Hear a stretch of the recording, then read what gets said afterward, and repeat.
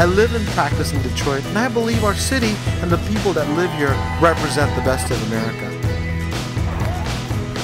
I wanted to create a place that folks can go to that not only delivers health information, but also helps us share inspirational stories to help all of us grow, with real problems discussed in depth with real solutions.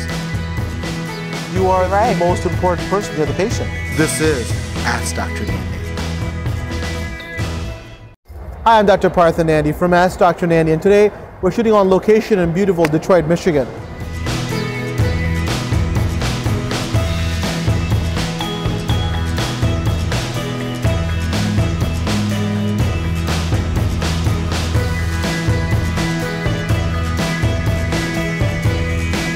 Now today is focused on the Ask Dr. Nandi's Detroit Rising series, and I'm sitting down with real leaders from all over the city of Detroit. The Ask Dr. Nandi's Detroit Rising series focuses on a series of events to support the collective great minds and activities of Metro Detroiters, all with the common goal of making a better Detroit. Three very dynamic women, Veronika Scott, Kaherl Smitley, and Kaherl, are here with us today. Now, Veronika Scott is the CEO and founder of the Empowerment Plan, which employs homeless women and provides coats that also turn into sleeping bags to homeless people within the city. Now, Kaherl Smitley is the co-founder of the Detroit Achievement Academy, an inner-city charter school where 100% of the students are testing at grade level. And Kaherl, the winner of the Ask Dr. Nandi Detroit Rising Contest. Amy is the director of Detroit Soup, a micro-granting dinner celebrating and supporting creative projects in Detroit. We're joined by Veronika. Veronika, tell us about your organization, the Empowerment Plan, how you got the idea. Tell us a little bit more about that. Well, the Empowerment Plan all started as a class project while I was here in Detroit studying at College of Creative Studies. And I was getting a degree in product design, and I spent a lot of time, actually 5 months, designing on the streets this coat that turns into the sleeping bag.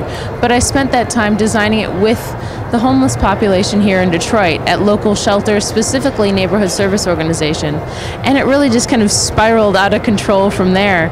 We had so much in a good way. In an amazing way.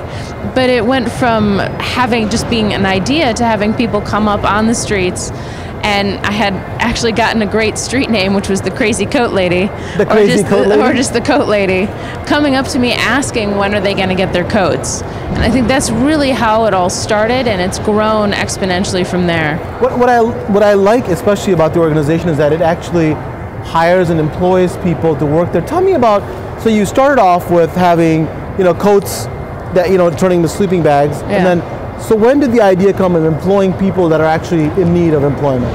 I think the biggest change that we went through, the coat was actually just part of a class project, and I didn't think of it in a bigger picture until one day when I was going back to the shelter, the same shelter I designed it in, with a new prototype that I was very excited about.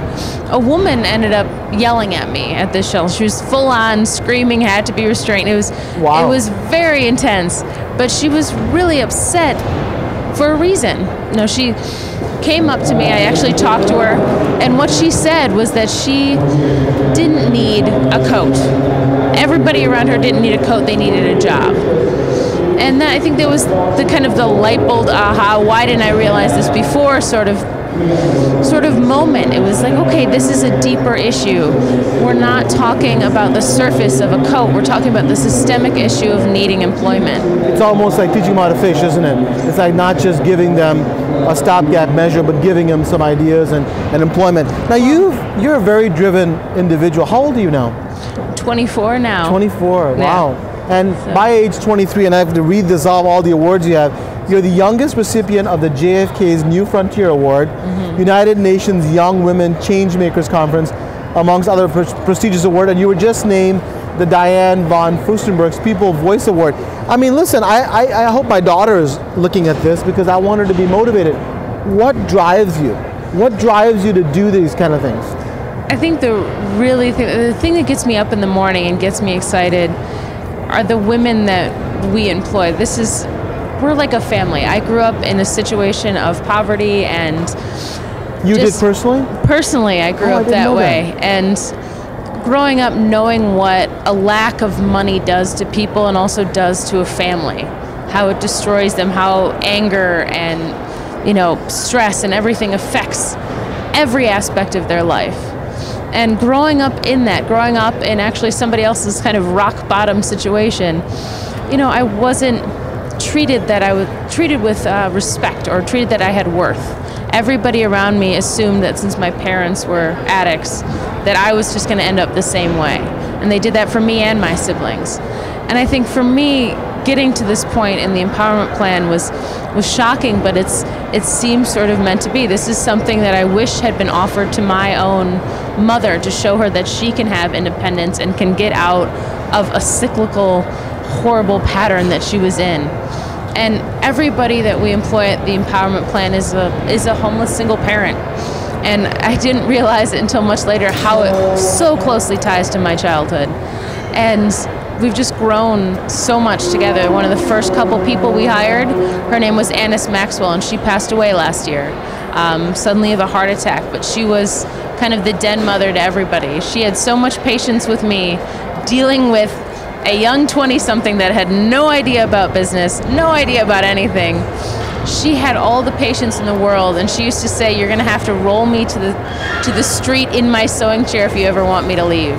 So it's that sense of responsibility to them now, that this is my family. I have to take care of them. I have to support them. I have to make it work and create the best environment for them possible. Let me ask you this. What you said, you know, both your parents were addicts. Mm-hmm. Did you ever say to yourself, "This is never going to happen to me, and I will do better, and so this situation doesn't happen to me"? Did you ever say that to yourself?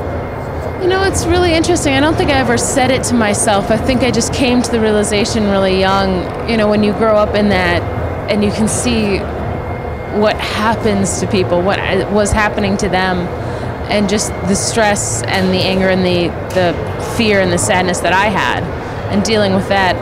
It was something that was like, I can't do what they're doing. Absolutely. You can't go down that path. I can't go down that path. And I was lucky enough, though, to have my grandparents that were a huge, huge part of my upbringing. They offered kind of the light at the end of the tunnel. They offered the other side. The alternative. The alternative, because so many people grow up without the alternative. And they grow up thinking that this is the only life they can lead. And I was lucky enough to have my grandparents that were friends with doctors and lawyers, and they were a psychologist. That exposure to the other world was because so you know important. it can happen, because otherwise all you see is that distress and failure. Exactly. Now, you are a super inspiration, I'll tell you, to people that are young. I mean, there's so many people that are your age that are just you know, their lives are unfocused, and you're an inspiration to them. Now in Detroit, tell me why you love the city and what your plans are in the city for your organization. That's an easy one to answer. No, yeah. I really love Detroit.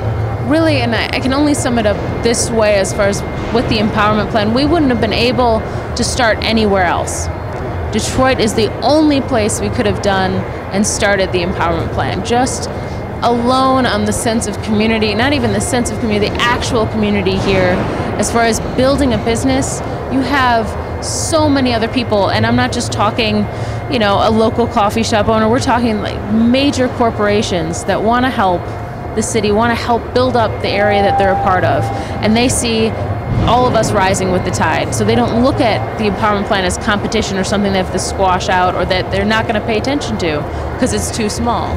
Everything in the eyes of everyone here in the community needs to happen. And you know what's wonderful is that when I travel, people are rooting for Detroit. Yes. And what they say is, and for those of you watching, is that Detroit represents the middle class of America, and when we succeed, the middle class succeeds. And exactly. You're absolutely right. So what are some of the people that have helped you? I mean, who are the people that have helped you? I've been very lucky to have quite a few people help me, but early on, there was really two individuals that played a part in making this all happen. One was Emery Molnar, who was the previous dean of CCS, College for Creative Studies. Okay. He was the design director for Patagonia for 20 years. Wow. And he was one of the first people that said, you can make this a business. Like, you can make this work. And at that point, I couldn't even fathom that. That was well out of my, it's like, I don't think I can do this. But he was the one person really pushing for me and made it work. And he recently also passed away, but has been a huge, huge part of my life.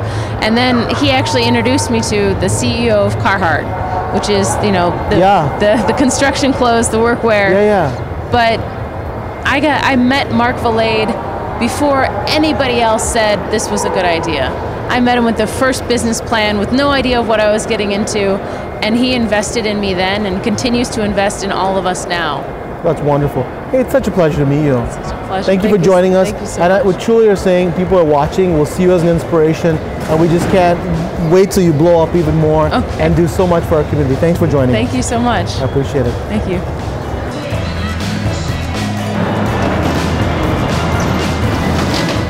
Kyle Smitley. Thank you, Kyle, for joining us. Thank you. I appreciate it. So you're the co-founder of your school. Tell us about your school and what you do. Yeah, so Detroit Achievement Academy is a free public charter school in Brightmoor, so the city's poorest neighborhood. We have first grade and kindergarten right now. We'll add a grade every year. So every year, our first graders will move up to second grade, then to third grade, and we'll only take a fresh batch of kindergartners every year. We have a project-based learning model, so kids learn by doing. They learn by just getting their hands dirty. They're really excited about what they're learning. A couple really unique things about our school is that we have an hour of art instruction every single day, which most schools don't. And then at the kindergarten level. Yeah, That's nice. yeah, which is really great for their cognitive development, but most schools don't because it's not great for their budget. Another great thing that we're really excited about that I know that the Ask Dr. Nandi show is really excited about is that we are writing the first ever K-8 food curriculum. So an hour a week, we are teaching kids about food. What's a vegetable? What's a protein? What's a dairy? So that's nice. Yeah, all of at our a very young level. Exactly. Yep. So our first graders can tell you how milk gets from a cow to the table and things like that. Well, let me ask you this. So tell me about what would be a project that a student would have? Like you said, project-based learning. What kind of project? That's a great question. So we let the kids decide. So our first graders came in being really excited about snakes. So their first expedition, the big project was about snakes this year. So they each got to pick a snake to be an expert on. We went to the Detroit Zoo to do field work where they made observations, and they did a celebration of learning where they stood in front of their poster boards and they gave like a very official explanation of snakes. Yeah, it was really great. And this year, or this semester, they are doing plants and gardens. So we're growing crops in the building now that we're going to transplant into our own garden beds just in a couple weeks. Nice. So you give them, it's a nice idea. So you give them a task and then they learn based on that task. Exactly, and I always tell people it's like sneaking the vegetables into the cake. So the kids have no idea that they're blowing through all of their state standards, and they're just learning so much because they're so excited about what they're learning. And I bet you the cognitive function, especially in some of the poorest areas, that's huge because it develops a part of their mind that's often not fostered at home, I bet. Exactly, and that sort of creativity also helps address a range of learners. So we have kids that are better at drawing, and we have kids that are better at science and math, and they're able to learn from each other to really excel and get on grade level. And people are watching. This is a great model that we can reproduce in other places. Yep. Let me ask you about this. So you touched upon this, about the food-based curriculum. Now you do something very important. They provide meals, right? 3 square meals a day. And that's super important because you want to get the kids fresh and be able to learn. And then you teach them about the foods, right? Tell me how that works. Yeah, so the things I'm most excited about, we feed them 3 meals a day, no processed sugar. When you come into our building, our kids are eating strawberries, granola, yogurt. They're thrilled about it. They have carrots and sunflower seed butter for a snack, and they can tell you why. And so what you see is really level kids. We don't have a lot of the behavior issues that other schools do because we're not cramming them full of sugar and just junk food all day. We're giving them really good food to really nourish their bodies and their minds. And then we're teaching them about it. So we're doing these big projects about what does a healthy plate look like? How do we build a healthy plate? Let's put together all sorts of assortments of healthy plate. Let's put together a seasonal healthy plate with pumpkin and with, exactly. And one important thing that she said that you need to really pay attention is that what we have kids eat also determines their behavior. Oh my gosh. If you give them a bunch of crap and give them much sugar where they have spikes in energy and drops, they have cranky kids who are acting up. So you give them real tools, not only just with your learning curriculum, but with food. That's phenomenal. Let me ask you this. So you could pick any city, right, to do this. Why Detroit? What's the reason to start in Detroit? Yeah, I'm from outside Detroit. Where I grew up in the Toledo area. Okay, yep. but close enough. And so I grew up being a small town kid with Detroit being the city, right? And I just fell in love with the entire culture of the city, the architecture, the people. And I knew I wanted to come back here, and when I was looking at a school, I didn't know I wanted to start a school. So I knew that I wanted to get involved with a school, and I looked at what schools were doing for kids in the city, especially in public schools, like the only option for most families in Detroit. And I just said, like, oh my gosh, I have to create a better option. It was really scary. So, I wanted to create an option that did everything right, fed kids good food, taught them about it, had the top-notch curriculum from the best private schools in the country in the poorest neighborhood in the city for the kids that need it most. I asked Veronika this too. What motivates you? I mean, so we have lots of people who have ideas, you want to do things, but then what's the step for people as bright as you are to go to the next step? What motivates you? What keeps you going? It's not easy. Yeah. I mean, you got a great school, but starting out, it's hard. What motivates you? Yeah, you're right. I mean, it's always a struggle every day. It's always a battle. You battle with all sorts of forces, just like in business and just like anything. I think the thing that motivates me the most is making a real, tangible impact every single day.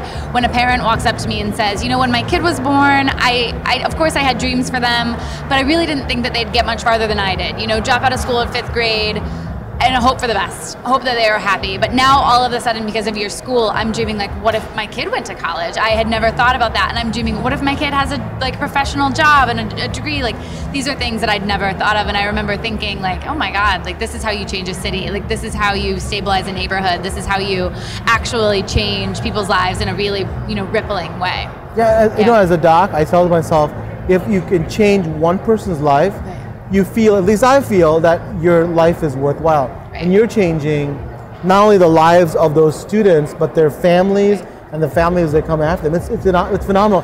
And you change the whole paradigm that, these kids are from Detroit, they can only do so much. Yes. And we change that and show them, listen, you know what? You give them the right tools and they do really well. Right. And then they're all testing above or at their standard, right? Yeah, and that was our whole other purpose is we would hear from schools in Detroit, well, these kids, they're too poor and they're too hungry and, their parents aren't committed, and that's why we have these subpar testing standards, and there's only so much. It's all nonsense, isn't it? It's all nonsense. Absolutely. And there are only so many times that, you can just stand by and criticize other schools without just putting your money where your mouth is, right? And just doing it. And Thank you for saying that. Just go for it and say like, oh, look, actually, like our kids, we have 100% free lunch rate, so 100% of our families are below the poverty line, and all of them are on grade level. None of you have any excuse for not delivering better results for your kids. That's awesome. That's great. What are your future plans? We want to know what she's doing in the future in Detroit. What are you going to do? Yeah, so I'm here for the long haul. I live in Detroit. I live 2 blocks from my school, nice. So I live in Brightmoor. I just got engaged to a wonderful emergency medicine doctor. No kidding. Yeah, who is moving up from Indianapolis. So we're house hunting, and I'm here for a long time. Want to get married and keep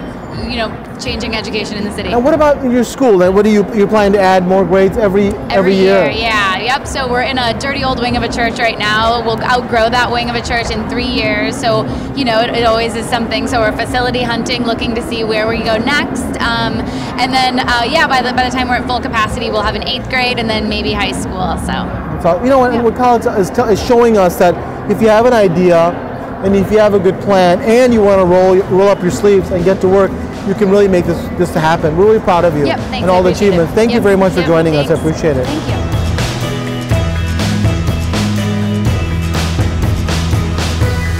We're now back with Amy Kaherl. Amy, thank you for joining us. Thank you. And congratulations. She's one of the winners of the AskDrParthaNandi's Detroit Rising contest. So, you're a major difference maker in Detroit. Yeah, you are. She is a major difference maker. Tell me about your organization, so people who haven't heard about it. Yeah, so Detroit Soup is a micro-granting dinner that funds creative projects for the city of Detroit. Micro-granting? Yeah. So what does that mean? So people come, they spend $5, they get soup, salad, bread, and a vote.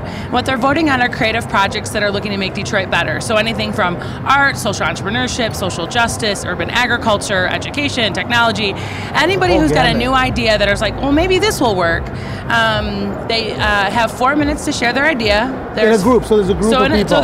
So at our citywide dinner, there's about 200 people. Wow. And they each paid $5, and they're each going to hear from 4 presenters who have 4 minutes to share their idea, and then they get 4 questions from those diners.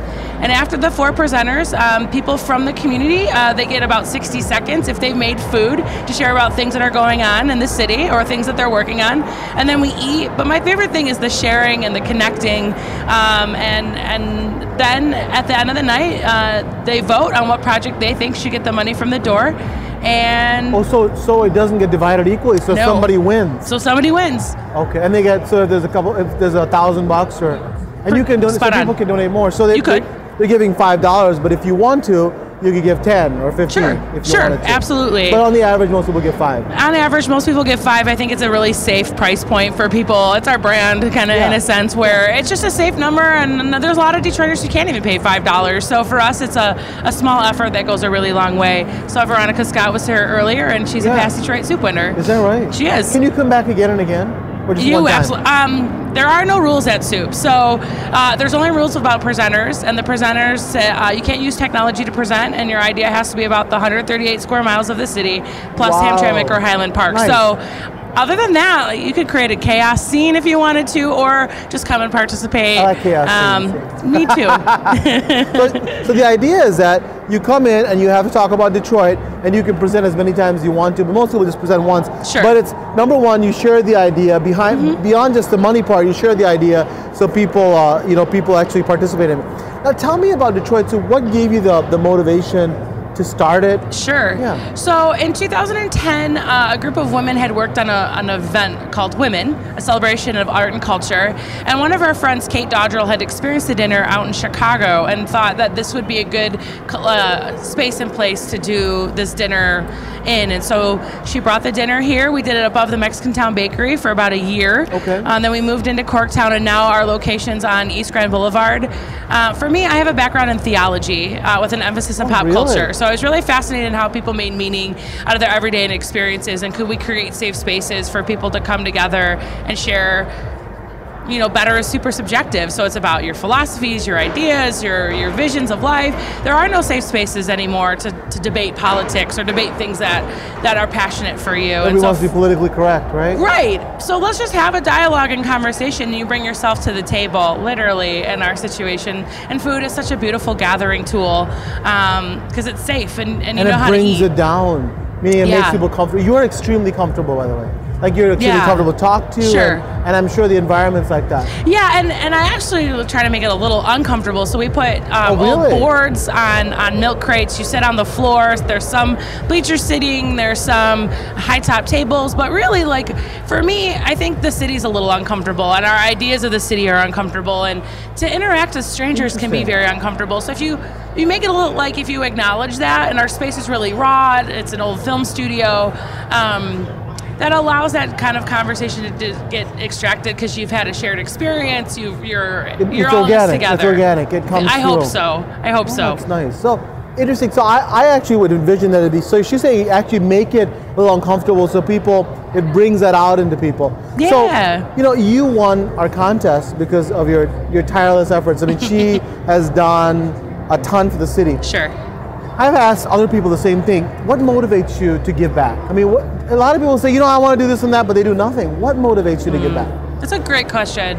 I think that what motivates me is just that I just want to do good. And I think for me, I've always been a very people person. I really just want to connect people. I want to share people's gifts and talents with each other, and I want to provide safe spaces. Motivate me is just like the idea of love, and the idea of justice is the thing that drives and motivates me. So just acting those out I believe in action and not just words. I hear a lot of talk in this city, and I just wanted to put my action behind the things I'm passionate about.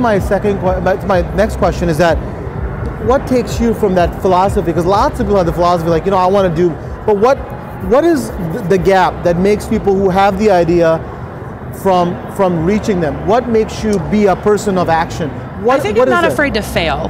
Okay. I think failure is something in our culture that we have this idea of perfection, and I don't understand what that definition is or what that idealism is. Obviously. No, none of us are, because we all have our own separate set of definition of what perfection looks like. And for me, failure means you just grow, you change, you reset, you think differently about how you can do it different, and then you keep moving forward. I think for me, I've watched a lot of people try to start something and it didn't work out perfectly or have a huge attendance the first time around. It was like, well, do it 3 or 4 more times and then a different way.